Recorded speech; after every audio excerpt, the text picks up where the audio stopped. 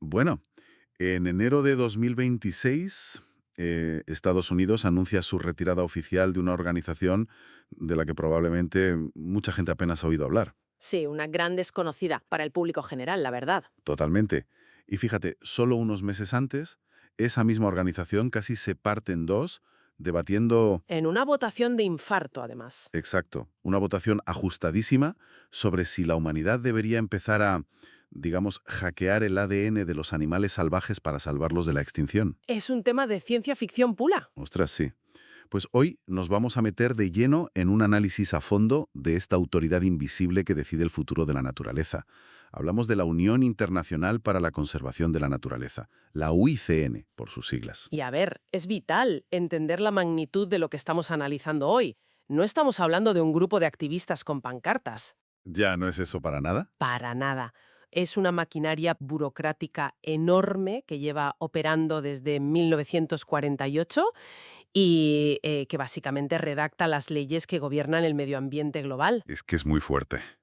Y el objetivo de esta inmersión es precisamente desentrañar cómo esta entidad ha pasado de promover la expulsión de comunidades indígenas de sus tierras, Que se dice pronto. ya te digo, pues de eso a sentarse a la mesa con gigantes petroleros hasta llegar a ese cisma científico tan brutal sobre la modificación genética que mencionábamos. Eso es una evolución dramática. Pero bueno, antes de empezar a desgranar los documentos y fuentes que tenemos hoy, hay que dejar clara una regla inquebrantable que siempre aplicamos en estos análisis. Claro, importantísimo. Al adentrarnos en terrenos geopolíticos tan pantanosos como la salida de una superpotencia, o al explorar polémicas corporativas o dilemas éticos, nos vamos a ceñir estrictamente a los datos. Sí, a lo que recogen las fuentes originales. Exacto. Ni a favor ni en contra. El propósito aquí es cartografiar la complejidad del debate para quien nos escucha, no emitir sentencias. Pues sí, porque la historia de la conservación está llena de decisiones que hoy resultan bastante difíciles de encajar. Totalmente. Para comprender cómo la UICN llega a debatir sobre editar el ADN en 2025, primero hay que entender, bueno, qué significaba para ellos la palabra conservar cuando se fundaron. Claro, el contexto histórico. Exacto. Viajamos a 1948 a Fontainebleau, en Francia, bajo el paraguas de la UNESCO y con el impulso de su primer director general, el biólogo británico Julian Huxley, nace esta unión. Vale, vamos a detenernos aquí un segundo. Porque la idea de proteger la naturaleza que tenían en esa época chocaba, pero frontalmente, con la realidad de las personas que vivían en ella. Chocaba muchísimo, ¿sí? Las fuentes hablan de un enfoque, digamos, norteño u occidental, que dio lugar al famoso modelo Yellowstone. El famoso modelo, sí. Para que nos hagamos una idea, es como si alguien decide salvar un edificio histórico de la ruina, pero su primera medida es desahuciar por la fuerza a la familia que lleva siglos manteniéndolo en pie. Es una analogía muy buena, la verdad. Es que, ¿cómo justificaban esto a nivel científico? Pues a ver, la premisa científica de la época establecía una dicotomía absoluta. O sea, el ser humano por un lado y la naturaleza prístina por otro. Como si fueran incompatibles. Exactamente. Se creía que cualquier actividad humana, incluso la de pura subsistencia, degradaba el entorno. El modelo Yellowstone exigía vaciar grandes extensiones de terreno de cualquier presencia humana. Para crear áreas protegidas estancas, ¿no? Como burbujas. Eso es. Y el caso histórico más doloroso que documentan los archivos es el respaldo a la expulsión del pueblo masái. Ostras. Sí, del Parque Nacional del Serengeti y la zona de conservación de Ngorongoro. Pero, a ver, a largo plazo eso carece de sentido estratégico. ¿Cómo pretendían que un plan de conservación funcionara si, por puro diseño, convertían a los habitantes locales en enemigos? Enemigos acérrimos, además. Sobre cómo algunas de estas zonas vaciadas terminaban sirviendo a las élites coloniales. Para organizar safaris exclusivos y demás. Exacto, para que los británicos fueran a cazar. Es muy hipócrita. Pues fue un fracaso operativo y social brutal, que, fíjate, casi les cuesta la existencia. A esa hostilidad sobre el terreno hay que sumarle una fragilidad financiera abrumadora en esos años. Estaban sin blanca. Tal cual. En la década de los 50, cuando la UNESCO les recortó los fondos, la organización estuvo a punto de desaparecer. Madre mía. Sí. Las actas revelan que Tracy Phillips, que fue el secretario general entre 1955 y 1958, trabajó durante todo su mandato sin cobrar un solo céntimo de salario. ¿En serio? Cero. Cero. Todo para evitar que cerraran las puertas. O sea, lo cual revela una vocación increíble por su parte, desde luego, pero es una estrategia pésima para salvar la biosfera global, depender de que tu jefe no cobre. Ya, a largo plazo era insostenible. Y entiendo que esta asfixia financiera es la que provoca un movimiento muy curioso que hacen en 1961, ¿verdad? Exacto. La creación del Fondo Mundial para la Naturaleza, el famoso BWF. Ah, el del pando. Ese mismo. La UICN necesitaba urgentemente un brazo puramente dedicado a las relaciones públicas y, bueno, a la recaudación de fondos a nivel masivo. Claro, necesitaban marketing. Y crearon una marca mucho más mediática, con el famosísimo logo del panda que todos conocemos, para que consiguiera el dinero que permitiría a la UICN seguir haciendo el trabajo sucio, digamos. El trabajo científico y burocrático en la sombra. Eso es. Eso es. Qué curioso. Y mientras el WWF acaparaba los focos mediáticos, la directiva de la UICN tuvo que afrontar la realidad de que prohibir la presencia humana no estaba funcionando. Tuvieron que hacer autocrítica, sí. Y las fuentes señalan el año 1980 como un punto de inflexión radical en esto, con la publicación de un texto, La Estrategia Mundial para la Conservación. Sí, es un documento clave. Es, digamos, el documento fundacional de lo que hoy conocemos como desarrollo sostenible. Nada menos. Imagínate. La organización reconoció formalmente que la única manera de proteger los ecosistemas era garantizar el bienestar económico de las comunidades que dependían de ellos. O sea, pasaron de construir fortalezas para aislar la naturaleza a intentar integrar la biodiversidad dentro de la economía humana global. Un cambio de paradigma total. De aquí es donde la cosa se pone realmente interesante en nuestra inmersión, porque al aceptar que los humanos forman parte de la ecuación, necesitan medir el impacto de la humanidad. Y en tiempo real, además. Claro. Y para eso montan una infraestructura que, sinceramente, parece sacada de un ministerio de ciencia ficción. Hablamos de una sede central enorme en Gland, en Suiza. Ajá. Y tienen más de 1.400 miembros, que no son personas físicas, sino que incluyen gobiernos enteros y miles de ONGs. Es una red gigantesca. Gigantesca. Y hay algo histórico aquí. Desde 2016, las organizaciones de pueblos indígenas tienen su propia categoría de voto oficial. Que era algo muy demandado después de todo lo del Serengeti que hablábamos. Claro, es como cerrar el círculo. Y FIFA que, no olvidemos su verdadero motor. Tienen unos 16.000 científicos y expertos voluntarios organizados en comisiones técnicas por todo el mundo. 16.000. Sí, un ejército intelectual, que además no organiza manifestaciones en las calles. Su poder real es la información. Su producto más célebre, que empezaron en 1964, es la lista roja de especies amenazadas. Vale, espera, vamos a aclarar esto, porque creo que es clave. A ver. A simple vista, parece solo un catálogo. Un libro con nombres de animales. ¿Cómo es que una lista elaborada por científicos voluntarios llega a, no sé, paralizar la construcción de una autopista o a cambiar las leyes comerciales de un país soberano? Pues por el mecanismo legal que esa lista activa. Ajá. La lista roja no es solo un documento consultivo, es el engranaje central de muchísimos tratados internacionales. O sea, tiene peso legal. Muchísimo. Cuando los científicos de la UICN deciden mover, por ejemplo, a una especie de rana de la categoría vulnerable a en peligro crítico, esa recategorización desencadena protocolos automáticos en todo el mundo. Automáticos. Sí, activa cláusulas en convenciones como CITES, que para quien no lo conozca es el tratado que regula el comercio internacional de especies. Entendido. O sea, si un animal entra en la categoría crítica en esa lista, las fronteras de los países se cierran automáticamente a la comercialización de esa especie. Exacto. O de los productos derivados de su hábitat. ¡Qué barbaridad! Y sin necesidad de que los políticos de cada país tengan que sentarse a debatir y aprobar una nueva ley nacional. Es automático, sí. Y no solo eso, instituciones financieras internacionales enormes, como el propio Banco Mundial, exigen evaluaciones de impacto ambiental basadas en la lista roja. Ostras, si tocas la cartera. Claro, si un proyecto de infraestructura, un puente o una presa cruza un hábitat crítico definido por la UICE, el Banco Mundial te retira la financiación al instante. ¡Wow! Por eso tienen un poder silencioso tan inmenso. Tienen estatus de observador en la ONU y, de hecho, fueron los arquitectos detrás de la Convención de Ramsar para proteger humedales. ¡Qué súper importante! Y hasta redactaron los criterios naturales de la Convención de Patrimonio Mundial. Son literalmente los guionistas de la película. Nadie ve sus caras, pero escriban todas las líneas de diálogo que de verdad importan en el derecho ambiental. Totalmente. Y recientemente, las fuentes destacan mucho que han acuñado otro concepto nuevo, las soluciones basadas en la naturaleza, que empezaron a impulsar a partir de 2016. ¿Esto qué cambia en la práctica? Pues cambia el paradigma de la ingeniería civil frente al cambio climático. A ver, explícame eso. Tradicionalmente, si una ciudad costera sufría el impacto de la subida del nivel del mar, la respuesta gubernamental era, bueno, verter millones de toneladas de hormigón para construir un dique. Lo clásico. Lo de siempre.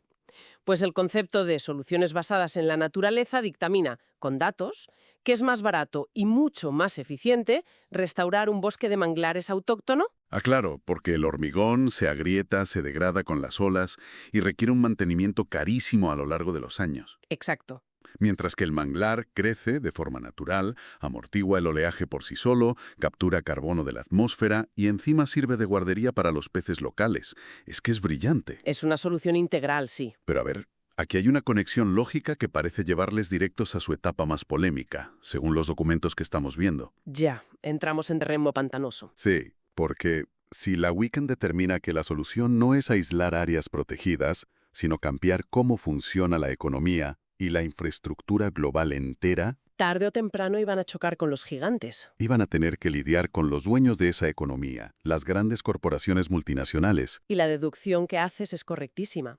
La evolución del pensamiento de la UICN condujo inexorablemente al sector privado. Era inevitable. A partir de 1996, y ya más consolidado en 2003 con el Programa de Empresas y Biodiversidad, la organización asumió un pragmatismo severo. ¿A qué te refieres con severo? A que si las corporaciones extractivas y las de consumo generan el mayor impacto sobre la biosfera, emitir informes desde un despacho en Suiza ignorándolas es inútil. Ya, tienen que mancharse las manos. Hay que sentarse en sus salas de juntas. Pero seamos realistas un segundo. Porque las fuentes documentan que en 2007 iniciaron una asociación formal de 5 años con Shell, Sí, la petrolera. uno de los mayores gigantes de hidrocarburos del mundo. Y también mencionan colaboraciones con Coca-Cola en Vietnam para temas de acceso al agua. Sí, todo eso está en los registros. Sabiendo además que el 61% de la financiación de la UICN proviene de ayudas estatales y donaciones externas.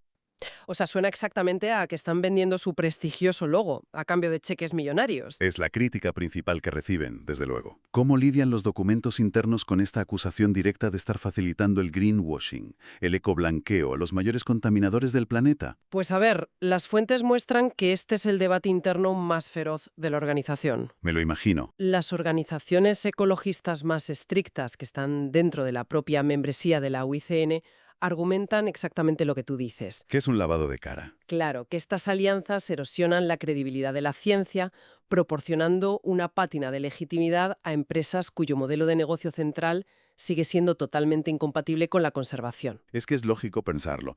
Entonces, ante esa presión, ¿cuál es el contraargumento de la directiva para mantener estas alianzas y arriesgar tanto su reputación? El argumento institucional se basa puramente en el impacto a escala. ¿Escala de qué tipo? Ellos señalan que asesorar a Shell sobre cómo mitigar el daño en una zona específica de extracción o dictar a multinacionales de consumo cómo deben gestionar las cuencas hídricas, pues tiene un efecto correctivo sobre el terreno muchísimo mayor que el activismo de confrontación. O sea, prefieren lograr un pequeño cambio en un gigante que quejarse desde fuera sin lograr nada. Exacto. Es una apuesta constante de altísimo riesgo. Intentar reformar el capitalismo global desde dentro, pero intentando no perder el alma institucional en el proceso. Vaya equilibrio tan precario. Y bueno, todo esto nos lleva al punto de ebullición absoluto documentado en nuestras fuentes, cubriendo los eventos de 2025 y 2026. Aquí es donde la cosa explota. Porque si lidiar con corporaciones ya generaba tensiones, las crisis recientes parecen romper todos los esquemas conocidos. Empecemos por la sacudida geopolítica, que no es pequeña.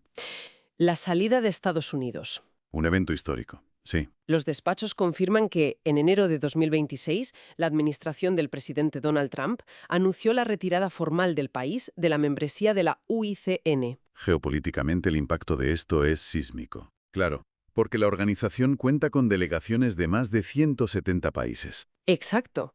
Y perder a una superpotencia mundial no solo supone un agujero enorme en la financiación y en la participación científica, sino que altera directamente la legitimidad de los futuros acuerdos globales que emanen de la Asamblea. Claro, si Estados Unidos no está en la mesa, el peso de lo que se decida es distinto. Y ciñéndonos a las fuentes, esto refleja cómo los tratados medioambientales internacionales son extremadamente vulnerables a los ciclos electorales de cada país. Totalmente dependientes de la política interna, sí. Pero bueno, por dramático que sea este abandono geopolítico, la fractura interna que se vivió apenas unos meses antes, en octubre de 2025, es aún más asombrosa si cabe. El famoso Congreso Mundial de la Naturaleza. En Abu Dhabi, las fuentes muestran cómo la comunidad científica se divide por la mitad debatiendo sobre biología sintética.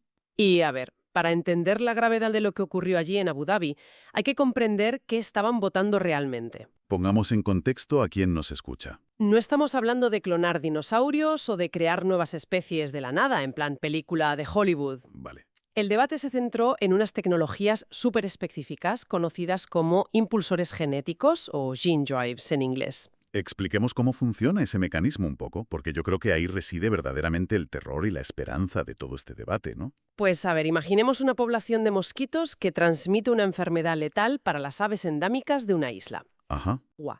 La biología sintética permite tomar una especie en un laboratorio, alterar su ADN para hacerla resistente al calor o, en el caso del mosquito, para volverla estéril y luego liberarla en la naturaleza. Vale. Hasta ahí entiendo la modificación genética.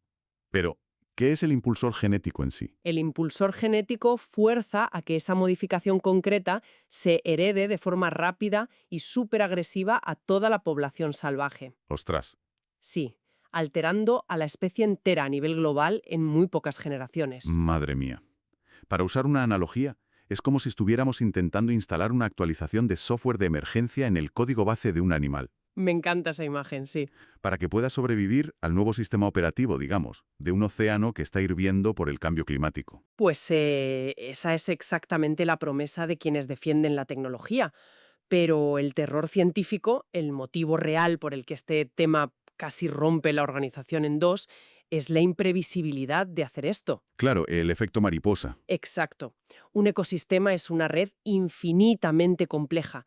Si se libera una especie con genes modificados para que colapse su propia población y deje de ser una plaga local, y de repente ese gen salta a otros continentes, Ah, claro, porque los animales migran. claro, podríamos erradicar accidentalmente un eslabón entero de la cadena trófica global. Destruyendo ecosistemas enteros sin querer. ¡Qué locura! Y así es como llegamos a la famosísima votación de la moción 133 en el Congreso. La moción de la discordia. Las fuentes indican que esta moción exigía pisar el freno de emergencia, pedía una moratoria, una pausa cautelar, argumentando que el riesgo de liberar organismos genéticamente modificados en entornos abiertos es incalculable. Y que debía prohibirse la experimentación en especies silvestres por completo. Pero el recuento de esa votación es lo que demuestra la agonía de la comunidad científica. Fue dramático.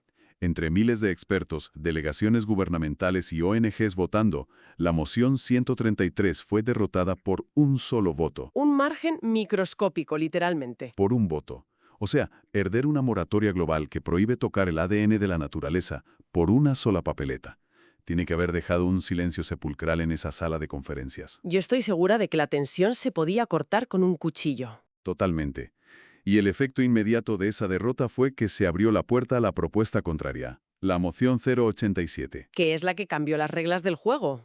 Al decaer la prohibición de la otra moción, la 087 se aprobó con un respaldo mucho más holgado, curiosamente. ¿Y qué decía exactamente? Pues estableció la primera política oficial de la UICN sobre biotecnología. Y su postura central es la evaluación caso por caso. O sea, no hay prohibición absoluta. Exacto. Institucionalmente, la organización acepta ahora que la ingeniería genética puede ser una herramienta legítima de conservación, siempre y cuando se analicen los riesgos de cada intervención específica de forma aislada. Las posturas que reflejan los documentos sobre este resultado, claro, son irreconciliables. Los detractores ven esto como la victoria absoluta de los lobbies biotecnológicos. Los acusan de venderse, claro. Argumentan que se ha traicionado el pilar más básico de la ecología, que la naturaleza salvaje debe evolucionar bajo sus propias reglas, no bajo diseños patentados en un laboratorio. Tienen un punto válido, desde luego. Pero, mientras tanto, La defensa de quienes apoyaron la moción 087 es de puro pragmatismo de supervivencia. A ver, ¿cómo lo justifican en las fuentes? Argumentan que el ser humano ya ha alterado la química del planeta de forma irreversible. Ya la hemos liado, digamos. Exacto. El cambio climático destruye los hábitats a una velocidad que la evolución natural simplemente no puede igualar. No les da tiempo a adaptarse. Eso es. Desde su perspectiva, negarse a usar herramientas genéticas para ayudar a las especies a adaptarse a estos climas extremos que nosotros mismos hemos provocado no es pureza ecológica, es sentenciarlas a la extinción segura. Claro, lo ven como una obligación moral de arreglar lo que hemos roto usando todas las herramientas que tengamos. Exactamente. Pues esto resume a la perfección el colosal viaje de esta inmersión profunda que hemos hecho hoy. Ha sido intensísimo. Hemos visto cómo una organización que nació en la posguerra, intentando proteger paisajes prístinos, mediante la expulsión por la fuerza de poblaciones locales, tuvo que chocar con la dura realidad y virar hacia el desarrollo sostenible. Tuvieron que adaptarse o morir, y hemos analizado cómo pasaron de estar literalmente en bancarrota a construir la mayor red de datos científicos del mundo. Transformando sus catálogos y listas rojas en leyes internacionales automáticas. Eso es fascinante. Y cómo intentaron cambiar el mercado desde dentro, aliándose con corporaciones petroleras, siempre bajo la sombra constante de las acusaciones de ecoblanqueo. Y cómo, tras navegar por terremotos geopolíticos como el abandono repentino de la mesa por parte de Estados Unidos, se encuentran ahora, en pleno 2026, definiendo qué porcentaje del código genético de un animal podemos reescribir legalmente. El impacto de lo que hacen es innegable. Totalmente. Las definiciones de la UICN terminan dictando las regulaciones de la cadena de suministro en el supermercado al que vamos, deciden por dónde se puede trazar una autopista en cualquier país y, próximamente, gobernarán la biotecnología en nuestros ecosistemas locales. Todo esto nos demuestra que el frente de batalla por la naturaleza ya no está solo en los bosques o en las selvas. Ya no. Está en los despachos, en las inmensas bases de datos y ahora más que nunca en los microscopios de secuenciación genética. Qué gran verdad. Lo cual deja a quien nos escucha con una última reflexión, algo para que todos le demos una vuelta en casa, proyectando los datos de hoy hacia nuestro futuro inmediato. A ver. Si empezamos a desplegar sistemáticamente actualizaciones de software genéticas en los animales salvajes para que toleren el clima que hemos arruinado o para rediseñar ecosistemas colapsados, Ajá. ¿en qué momento exacto un bosque o un arrecife deja de ser realmente naturaleza? Es una pregunta muy profunda, ¿sí? Es que nos estamos acercando al punto en el que el mundo salvaje se convierte en la práctica en una especie de museo interactivo a escala planetaria, cuidadosamente programado y mantenido por el ser humano. Esa es la frontera real entre preservar el mundo natural y decidir crearlo a nuestra imagen y semejanza. Una línea finísima. Una frontera que se definirá, sin duda, en los próximos congresos de esta inmensa y silenciosa organización. Pues, con esa monumental duda sobre la mesa, concluimos nuestro análisis de hoy. Ha sido un recorrido vertiginoso por la sala de máquinas del medio ambiente global. Invitamos a nuestra audiencia a mirar más allá de las etiquetas y las simplificaciones y a seguir cuestionando cómo se toman las decisiones invisibles que moldean el planeta. Hasta la próxima inversión a fondo. Hasta la próxima.